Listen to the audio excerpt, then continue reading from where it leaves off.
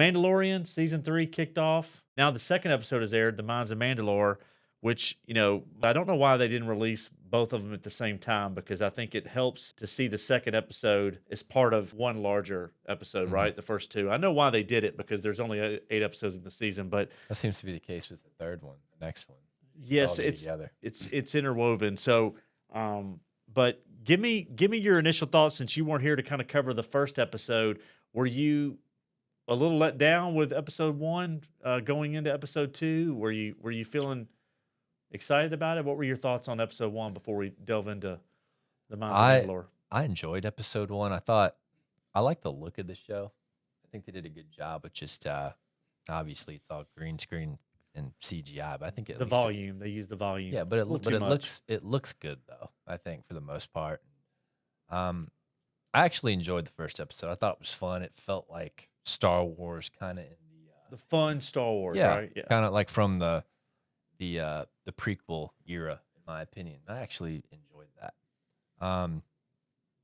So with the second episode, I don't know. I kind of feel like what's his real name? Din Djarin. Din Djar. I just call him Din Mando. Djarin. Din Djarin.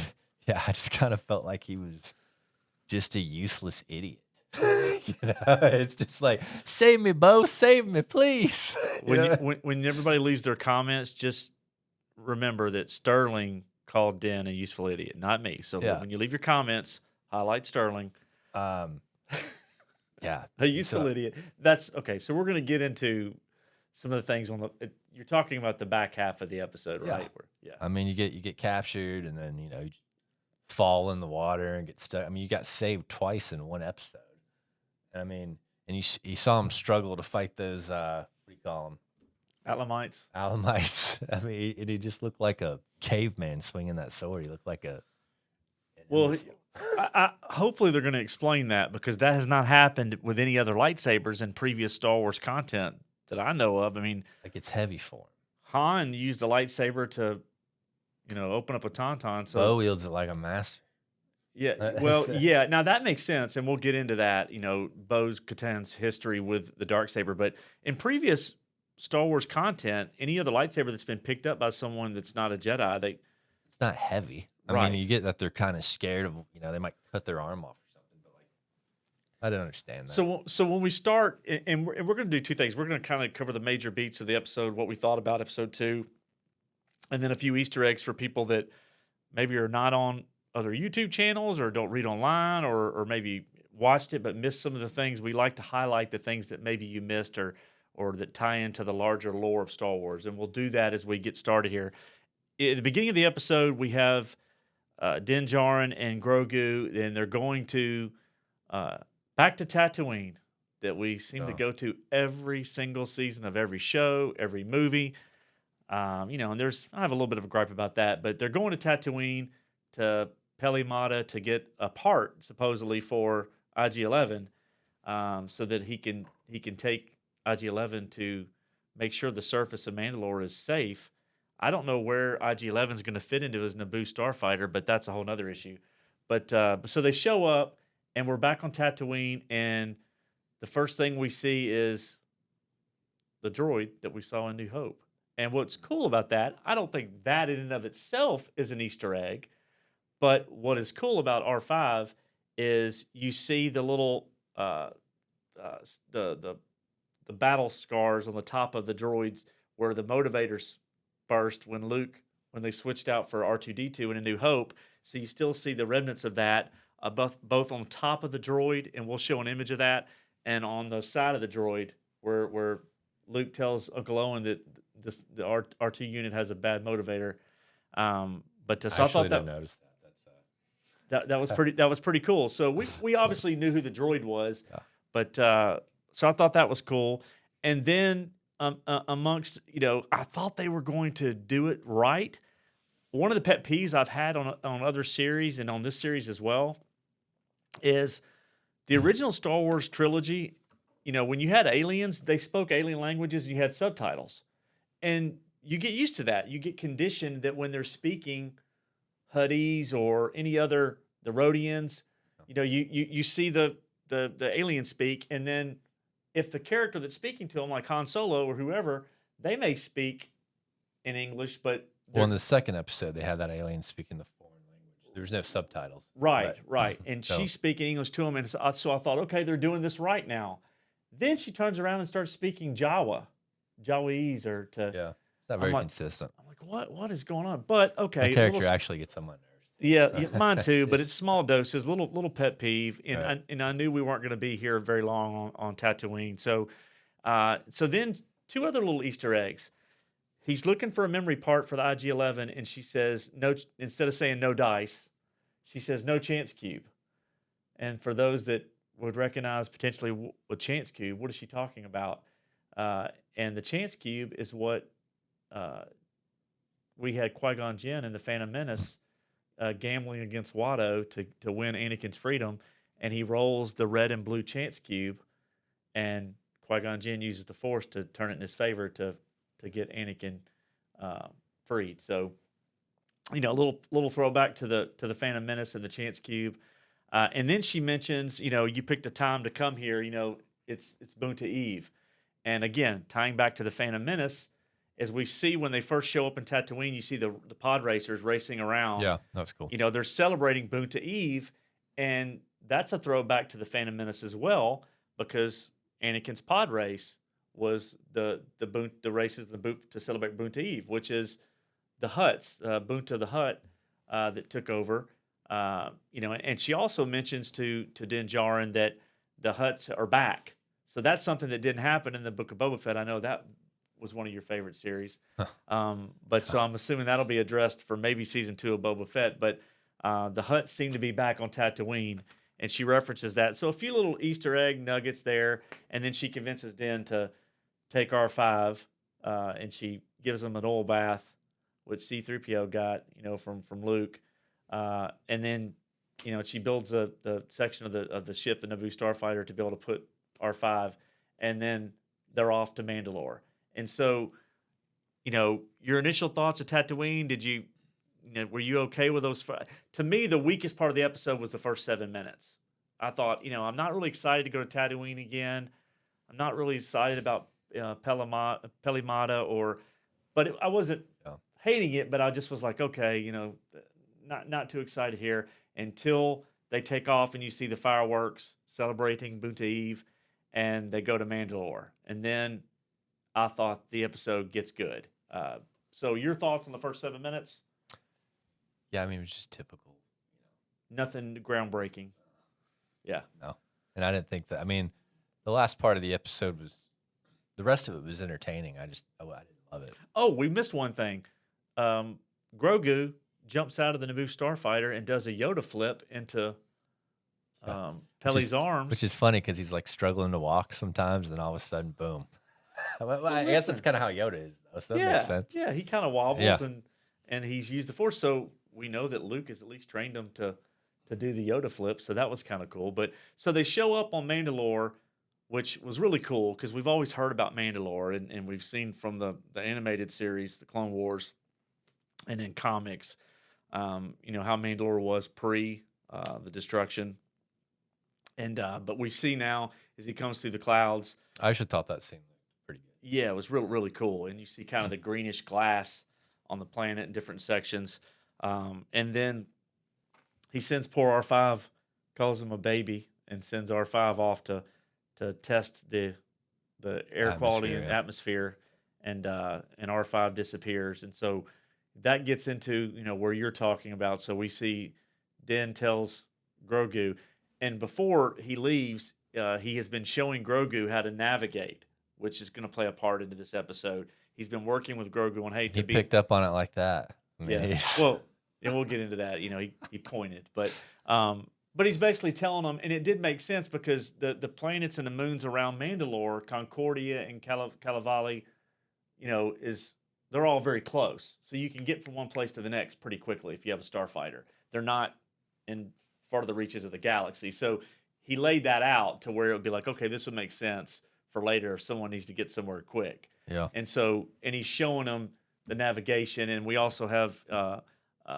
Peli has also talked about R5 being able to help with navigation too. So they set that up, I thought, okay. And then he goes into the cave, and we see a little bit of the Ray Harryhausen Alamites that attack Din, and like you said, he struggled with the dark saber, but pretty good fight as he throws them down towards the city center of Sundari. It reminded me; those creatures reminded me of Ray Harryhausen, the Voyage of Sinbad, and some of those older movies where they kind of had the claymation, the Clash of the Titans type stuff. What's Those that creatures, movie with the time machine? the Guy Pearce. Yeah, Yeah, there's monsters in that. The Time Machine, right? Very similar to those. Yeah, That's a good it call out. It reminded me of that, but That's actually one of the better Time Machine movies. But I just I don't know. I thought the he's had that thing for a while now. I think he learned to wield it. Well, I don't know if they're going to get into that, like how heavy it is. Like he's not meant to wield it, because he did the same thing when he fought Moff Gideon. Yeah. Right. Yeah. But, so he gets in and he takes them out, and then he walks right into what looks like a spider trap, but it's this character that is like a cyborg. reminded me of General Grievous a little bit. A little bit of Grievous, but you know what it reminded me of is there was a movie that came out, and people can look up online. We'll put an image up of it so you could see that they had to be influenced by this. There's a movie in 1982 called The Dark Crystal, and they had these characters that were like spiderish looking called Garthams, and it looked just like that, except for it was mechanical. This one was mechanical with a creature inside a hatch. And so it takes Din and captures him, and looks like it's not just, it didn't look like he was just drawing blood. It looked like he was drawing like fluid from his back or something, because when he poked him, I don't know, he was already hurt, but yeah. It's pretty gross. yeah, it was kind of this kind of had a creature, again, I've referenced Ray Harryhausen. I liked the creature aspect of this. Star Wars has always had that, as a part of its lore and storytelling is the creature effects. And you got to be able to introduce new characters, so even though you've never seen it, it's not established. I think it'd be kind of cool if, because it did at first remind me of General Grievous. right. And like that's this character that you've seen Yeah. that was a big character, and you've never seen anything like him. Why not say like that's maybe the same race or something? Try to tie that Because you in, knew but- there was a body, some Right, sort but of they- body inside the. But they didn't do that. It Cyborg. just seemed like an original character they created for the show. But Yeah, it's it was pretty cool. I like that scene. I thought it had a but he got captured like an idiot. right, Just right. don't. Oh, there you go. Again, So- anybody leaving comments, Sterling called Din Djarin an idiot. Yes. I don't know. So he's captured, and Grogu is like, I'm gonna go save him, and he's like, Yeah. go to Bo-Katan. So he's totally giving Save up on. me, Bo. Save me. Yeah, he doesn't have any faith Grogu's going to save him at this point. And then Grogu gets the heck out of there, man. He's back in his pod, and he's like, Yeah. he takes a couple of the creatures out and gets in the Naboo starfighter, which now we know why he's been shown all these things for navigation, because now he points to where Bo-Katan is at Calavali. It says, and R5 sets the coordinates, and that's where they go. And it was kind of weird. We get to Calavali, and so I guess Bo-Katan is like, does she sleep on the throne? Is she Just not- hangs out there, just sits chilling? there all day long. She's got some sort of fridge beside it where she gets her drinks. And they go there and back, and there's Mando just chilling in the cage. He's still stuck where he was at. And I think she's about to like either just toss Mando or kill him. She's like, okay, we're gonna send him away once and for all. Yeah. Then she goes out and sees Grogu, and she's like, where did he go? Where's he at? And Yeah. so they take him. So she gets in her ship, and she actually has a real ship where people can sleep and there's space. So her she has like was it like a Comric class starfighter, and I think that she had that during the Clone Wars because she was part of Death Watch.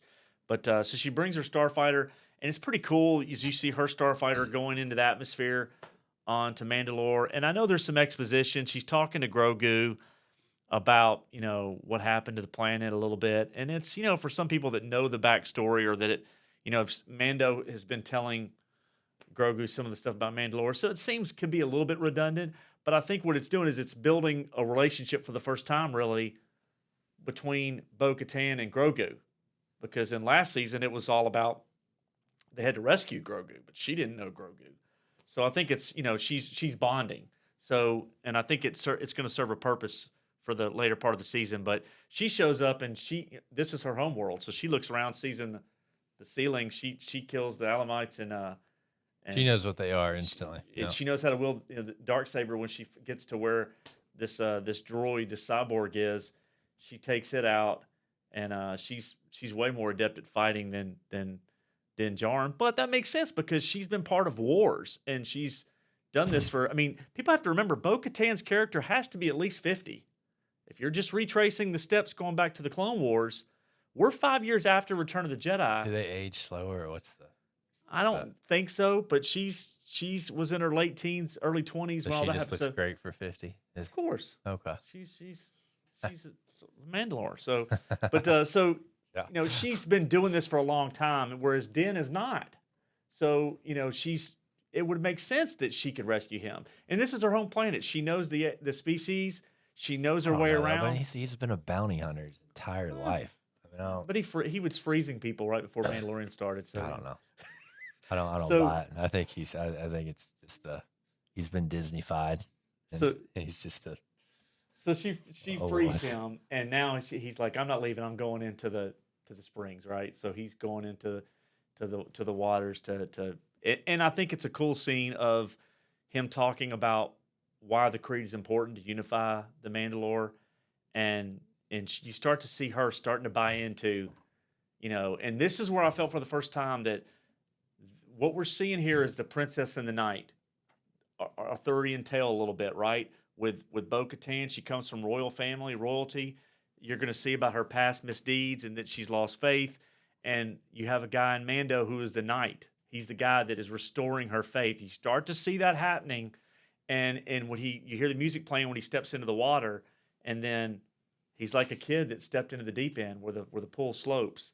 He goes down, and you think, is it because of his armor? And then you realize maybe not. So she jumps in. Save me, Bo. Save me. Yeah, she jumps in. She's the lifeguard from Baywatch, and she saves him. And as she does that, we see what we've not seen in any Star Wars movies or series. We finally see, as they're rising up out of the water, a huge eye looking at her, and she sees it.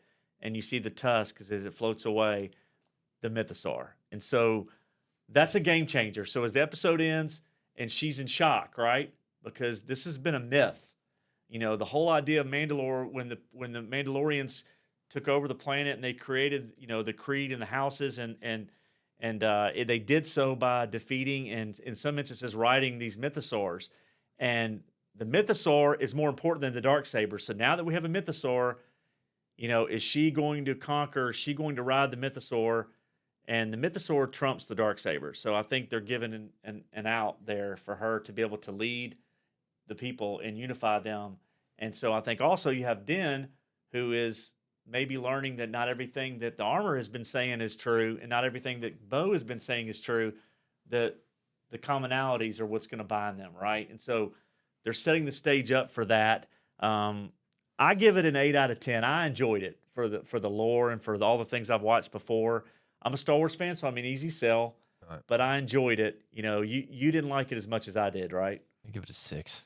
Okay, that's fair. I mean, again, I as I watched it, I thought, there's going to be people that It's maybe not awful. think differently. But the key is going to be they've got 6 more episodes. Yeah. We know that the I'm pirates. not giving up on it. The pirates are making their way to Navarro. There's going to be a battle in Navarro. We've seen that from the clips, and so we know that's going to happen. And I do like the fact that they got to Mandalore in episode 2. They got this thing out of the way so that they can play with the larger story. And I want to see, with Moff Gideon and some other characters, I want to see a big bad show up that shocks everybody, whether that's a clone Jedi or something. I want to see something that just wows you, where they're going to need more help than just the Mandalorians. Oh. And so that's what I'm looking forward to. But wanted to talk about a few things that maybe you missed in the episode that were Easter eggs in the tie-ins to former movies in the larger lore of Star Wars. We also want to give our thoughts on the first 2 episodes. We hope you enjoyed it. Remember, we've been talking about doing a giveaway, and we're going to be giving away 5 of these. So the Funko Pop exclusive Star Wars Mandalorians from GameStop. So make sure that you hit subscribe and leave a comment. That'll help your chances of winning. And we're going to draw 5 names to win this next week. And remember, leave a comment below, hit that like button, and most importantly, hit subscribe so that we can grow our channel